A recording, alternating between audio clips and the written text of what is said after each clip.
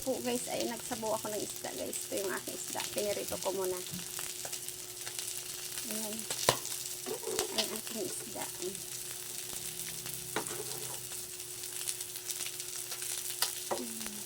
So, lagyan ko na siya ng gulay. Ang gulay ko, wala na kaming malunggay dito eh.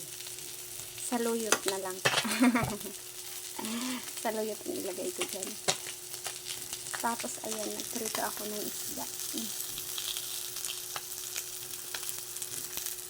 Ito yung aking gulay. So, ito yung aking saluyot. Ilagay na natin.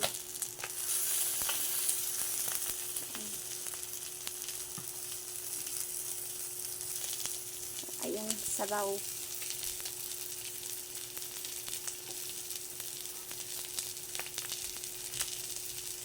Saluyot. Ayan. Mabilis lang yung maluto, guys. Ayan. Ito yung ating isda. Ow. Ayan.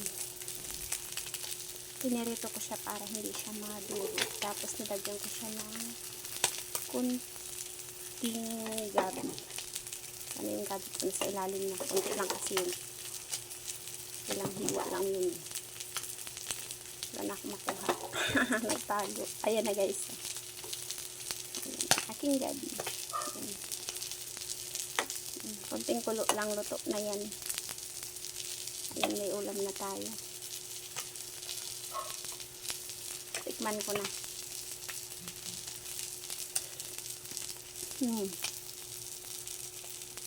Sarap ng sabaw.